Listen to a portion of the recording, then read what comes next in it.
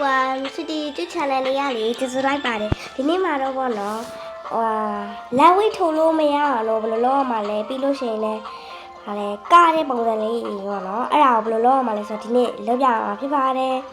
ဗီဒီယိုလေးမစခင်မှာလည်း like and subscribe လုပ်ခဲ့ပေးဖို့လည်းမမေ့ကြပါနဲ့နော်ဒါဆိုဆက်လိုက်ကြရအောင်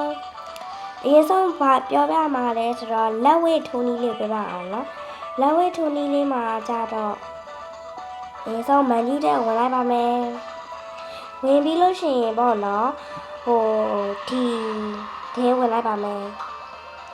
system setting ပြီးလို့ရှိရင်ဒီຢာလေးနဲ့လိုက်ပါမယ်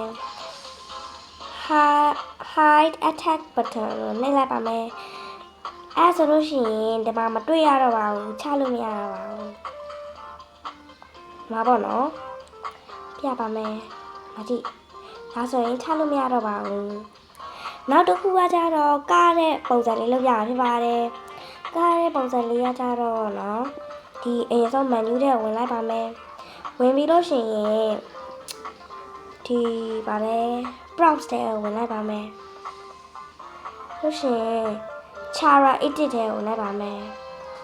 ဝင်ပြီးလို့ရှိရင်ဆွဲချပါမယ်အော်မပါဆွဲချပါစရိတ်တော့မှာကို post smooth ကိုနှိပ်လိုက်မယ် post smooth လို့ရှိရင် dance ဆိုတာနှိပ်လိုက်မယ်အဲ့ဒါကိုကြိုက်တဲ့အကတွေလည်းကလို့ရပါတယ်ပြီးလို့ရှိရင်ဟောနော်အဲ့လိုဖျားရှိခိုးတဲ့ပုံစံလေးလုပ်မယ်ဆိုလို့ရှိရင်ဒီ sit ကိုနှိပ်လိုက်ပါမယ် sit ကိုနှိပ်ပြီးတော့ဟောပါလေအဲ့လိုရိုက်ရှာပါမယ် GECA လို့လိုက်ရှာလိုက်ပါမယ်ဒါဆိုပြီးသွားပါပြီပေါ့နော်ဗီဒီယိုလေးကိုလည်းအဆုံးထိကြည့်ပေးရတဲ့အားလုံးကိုလည်းကျေးဇူးတင်ပါတယ်